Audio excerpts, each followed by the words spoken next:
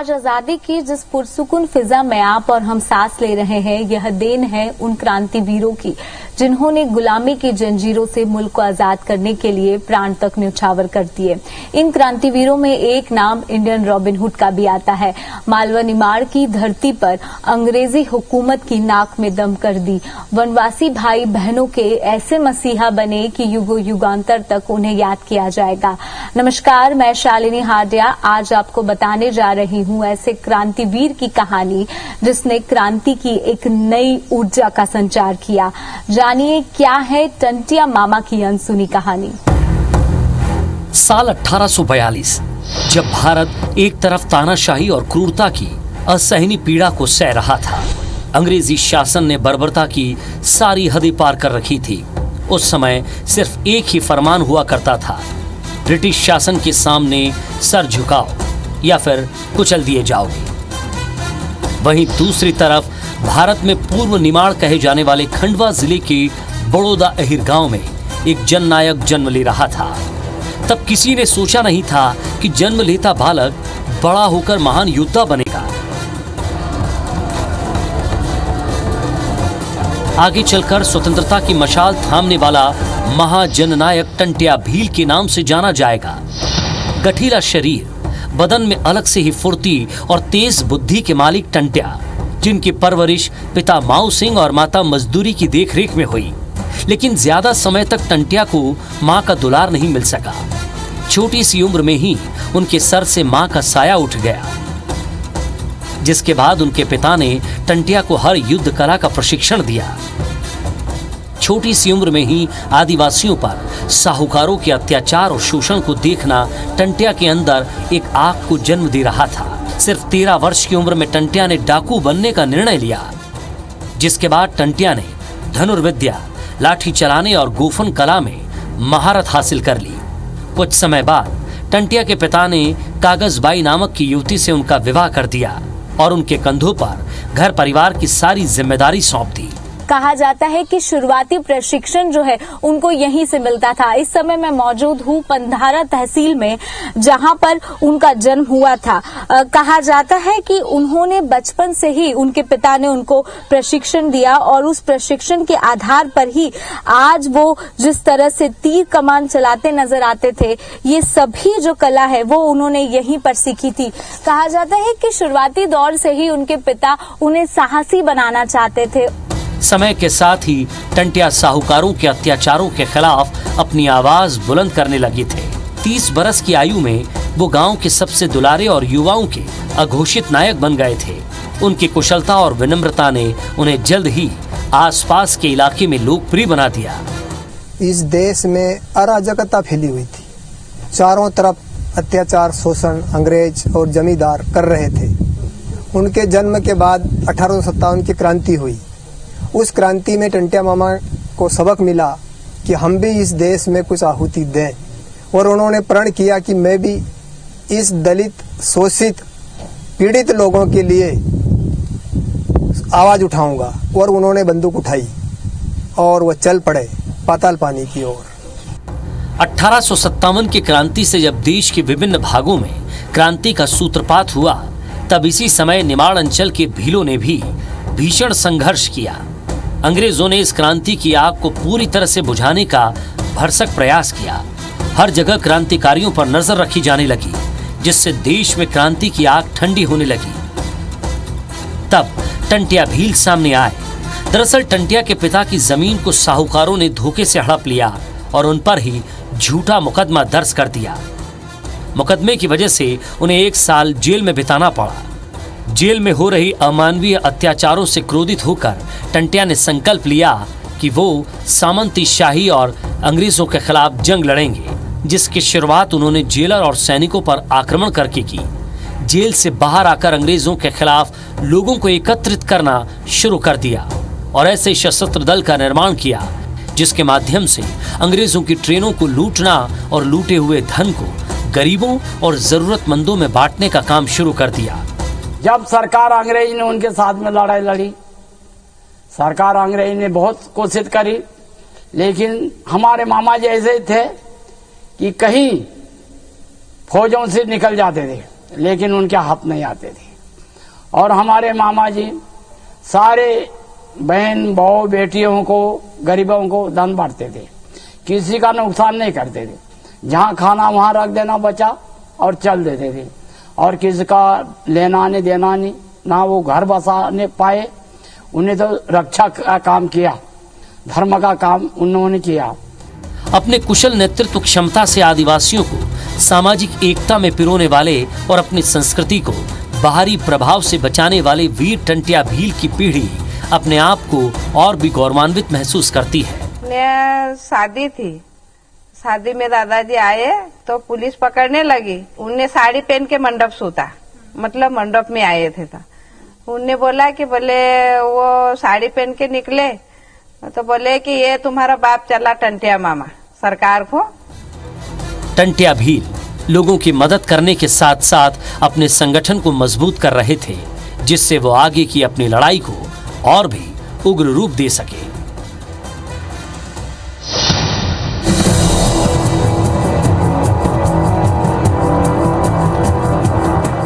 टंट्या भील को आदिवासियों का रॉबिनहुड भी कहा जाता है, क्योंकि वो एक गांव से दूसरे गांव घूमा करते थे। मालदारों का माल लूटकर वो गरीबों में उसे बांटते थे। इसके अलावा गरीब महिलाओं की शादी तक कराते थे। ऐसे दिलचस्प किस्से आज भी मशहूर नजर आते हैं। आखिर कैसे गरीबों का मसीहा बना इंडियन रॉबिनहुड, देखिए। वनवासियों पर होने वाले अत्याचारों से तंग आकर टंट्या ने कम उम्र में ही शोषण का बदला लेने का संकल्प लिया था। उन्होंने साहूकारों, मालदारों और शासन से पीड़ित लोगों को एकजुट करना शुरू किया। उनके साथ मिलकर गिरोह तैयार किया जो लूटपाट और डाका डाला करते थे। सैकड़ों जमींदारों की हत्या कर दी उन्होंने। हत्या इसलिए करी थी कि खुद के शासन के लिए नहीं, जो उत्पीड़ित लोग थे उनकी मदद के लिए। लेकिन उन्होंने कभी भी निर्दोष लोगों पर हमला नहीं किया। उनके विद्रोही तेवर ने कम समय में उन्हें प्रसिद्धि दिलवा दी।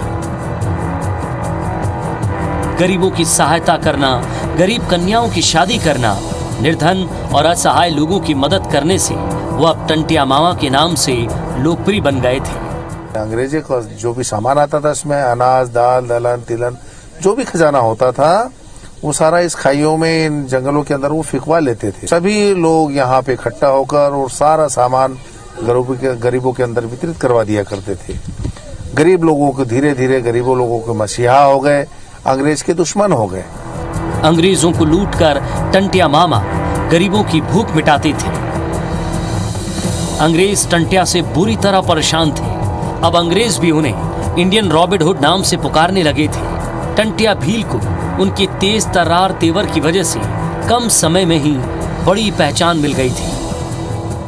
उन्हें इंडियन रॉबिनहुड नाम दिया गया क्योंकि वो अंग्रेजों को लूटते थे और अंग्रेजों के चाटुकारों को लूटते थे और वो धन गरीबों में, वंचितों में बांट देते थे। कई बार उन्होंने गरीबों, असहायों की मदद भी की, उनकी सहायता भी की। उन्हें बहुत सारे अत्याचार से, अनाचार से, प्रताड़नाओं से बचाया भी है।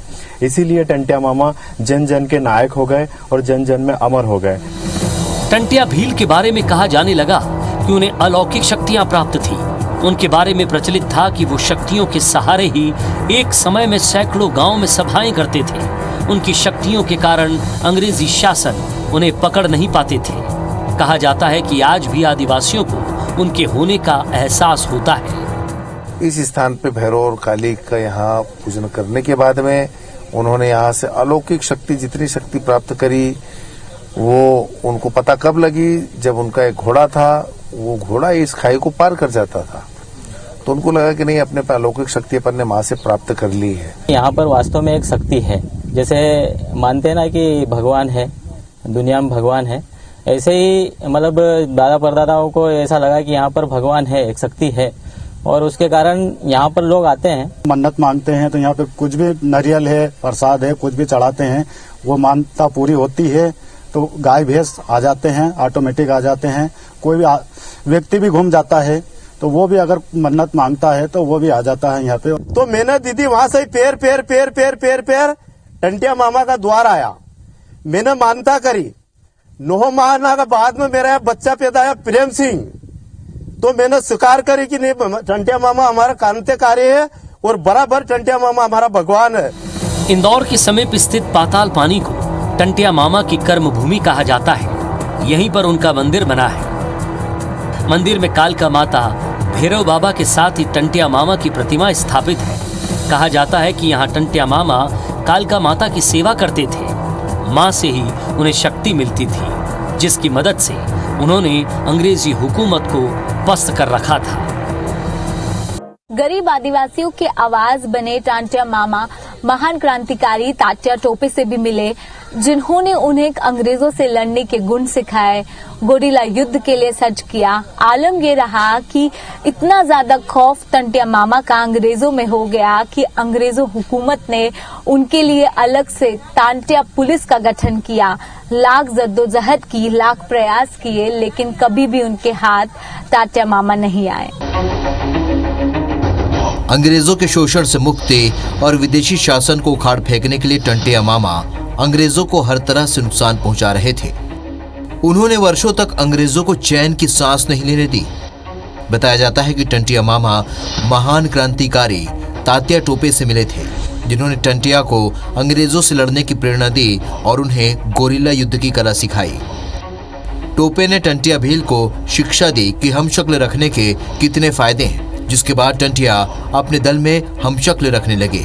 पुलिस को परेशान करने के लिए टंटिया एक साथ 5-6 विपरीत दिशाओं में डाके डलवाते थे।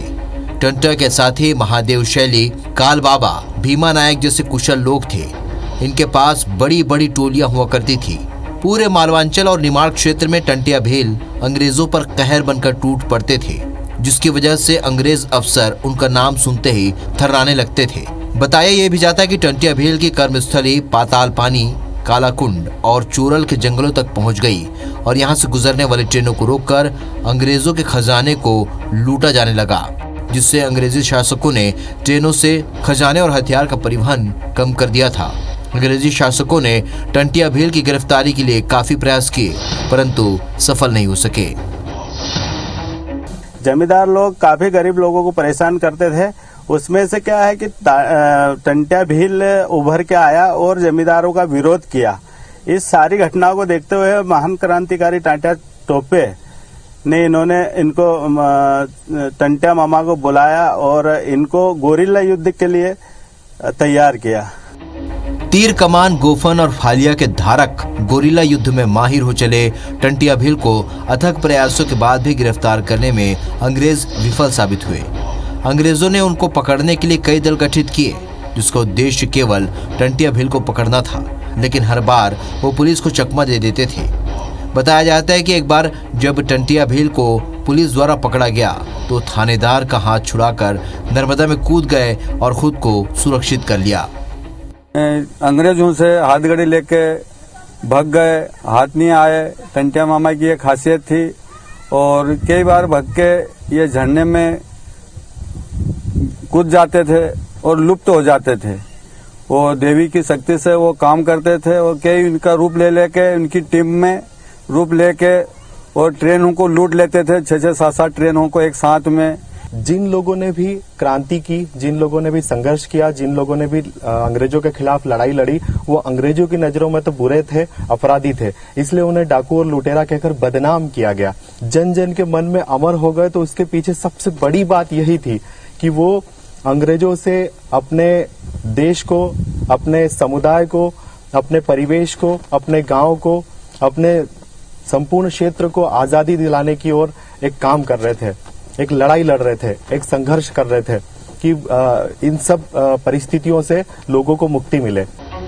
इतिहासकार बताते हैं कि लोग उसे डाकू कहते थे, पर क्रांतिकारी बनकर जो कुछ भी वो लूटते थे उसे वो अंग्रेजों के विरुद्ध ही उपयोग में लाते थे। उन्हें अवतारी व्यक्ति तक कहा जाता था। धोखे और छल के सहारे एक गद्दार की मदद से मालवा निमाड़ के शेर को पकड़ा गया। जब वो अपनी बहन के यहाँ राखी बांधने जा रहे थे, इसी दौरान अंग्रेजों ने घेराबंदी की, उन्हें गिरफ्तार किया और जेल भेजा और यहीं से शुरुआत हुई उन्हें प्रताड़ित करने की।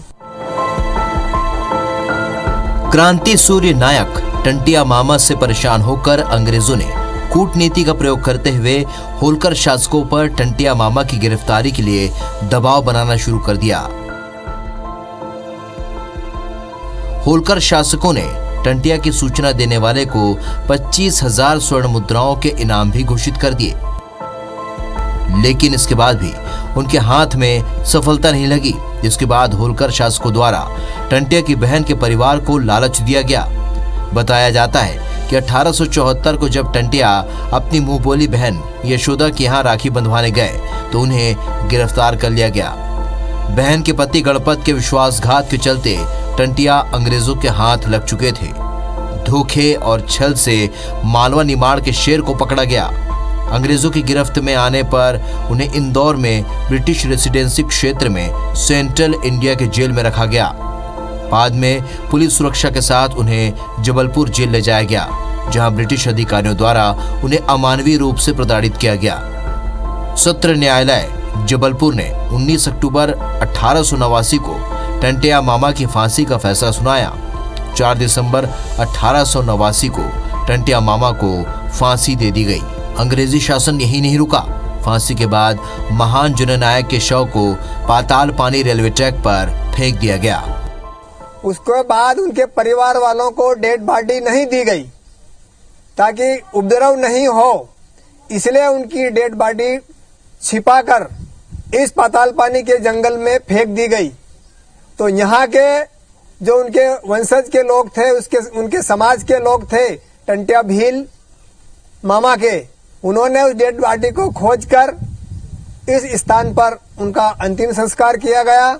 और जब से यह स्थान पूजनीय हो गया, आज भी यहाँ हजारों लोग आकर पूजा करते हैं, नमन करते हैं और उनके जो विचार थे उस विचार पर चलने की प्रेरणा लेते हैं। क्रांतिकारी टंटिया मामा की कर्मस्थली इंदौर के करीब पाताल पानी है। यहाँ वो अंग्रेजों की ट्रेनों, धन, अनाज, तेल और दूसरी चीजें लूटकर गरीबों और आदिवासियों में बांट दिया करते थे। यही वजह है कि अंग्रेजों ने उनके शव को परिवार को न सौंप कर पाताल पानी के क्षेत्र में फेंक दिया था। कहते हैं टंटिया मामा का शरीर तो खत्म हो गया, लेकिन आत्मा अमर हो गई। इसके बाद से पाताल पानी रेलवे ट्रैक पर लगातार रेल हादसे होने लगे। इन हादसों के मद्देनजर रहवासियों ने यहाँ टंटिया मामा का मंदिर बनवाया। तब से लेकर आज तक मंदिर के सामने हर रेल रुकती है और मामा को प्रतीकात्मक सलामी देने के बाद अपने गंतव्य की ओर निकल जाती है। टंटिया मामा का जन्म भले ही खंडवा में हुआ हो, लेकिन उनकी कर्मभूमि पातालपानी रही है और पातालपानी से उनका गहरा नाता रहा है, क्योंकि यहीं से उन्होंने एक नई मिसाल पेश की। ये मिसाल पेश की गरीबों को, असहायों की मदद करके, और यही एक बड़ी वजह रही कि टंटिया मामा के किए गए कार्यों को आज भी बुलाया नहीं जा सकता। और यही एक बड़ी बानगी कहेंगे कि आज भी जब इस ट्रैक से ट्रेन निकलती है तो 2 मिनट के लिए यहाँ पर रुकती है, उन्हें सलामी दी जाती है और उसके बाद आगे जो ट्रेन है उसका संचालन होता है। इसके पीछे की कहानी ये भी है कि आगे की तरफ जो है वो काफी डेंजरस घाटी है और ऐसे समय में टंटिया मामा का आशीर्वाद लेकर जितने भी ट्रेन के चालक है वो यहाँ से गुजरते हैं। हालांकि छल करके जननायक टंटिया भील को फांसी दे दी गई, लेकिन आज भी पाताल पानी के वादियों में टंटिया मामा के शौर्य की गाथा अमर है। उनके होने का एहसास आज भी यहाँ के रहवासियों को होता है। टंटिया मामा का योगदान बहुत महत्वपूर्ण है और टंटिया मामा ने यहाँ के लोगों में, यहाँ के भील समुदाय में ही नहीं बल्कि संपूर्ण निमाड़ के लोगों में अपनी एक अलग छाप छोड़ी है, अलग जगह बनाई है, अलग स्थान बनाया है। टंटिया भील उन क्रांतिकारियों में से एक है जिन्होंने 12 साल तक ब्रिटिश शासन के खिलाफ सशस्त्र संघर्ष किया। वो टंटिया मामा ही थे जिन्होंने विद्रोही तेवर से अंग्रेजी शासन के खिलाफ आदिवासियों को एकजुट कर उनके खिलाफ विद्रोह का बिगुल फूंका। इस दौरान 2 बार उन्हें जेल भी जाना पड़ा। आदिवासियों को अंग्रेजों के शोषण से मुक्त कराने के लिए अंग्रेजी शासन से मुकाबला किया। अंग्रेजों को उखाड़ फेंकने के लिए अदम्य साहस और जुनून का परिचय देने से वो क्रांतिकारी भी कहलाए। टंटिया मामा के वंशज भी मानते हैं कि उनको कभी इतिहास में वो दर्जा नहीं दिया गया जिसकी वो हकदार थे। सालों से उनका नाम गुमनामी के साए में रहा, लेकिन अब जाकर मध्य प्रदेश सरकार ने उनको पहचान दिलाने का प्रयास किया है। ये सभी एहसास कराने के लिए काफी है कि उनके नाम से मालवा निमाड़ गौरवान्वित है, मध्य प्रदेश गौरवान्वित है और पूरा देश गौरवान्वित है। आज की हमारी इस खास पेशकश में इतना ही। फिर मिलेंगे, इतिहास के पन्नों से आपको रूबरू कराएंगे। जब तक के लिए मुझे और मेरे कैमरा पर्सन अखिलेश जायसवाल को दीजिए इजाजत। नमस्कार।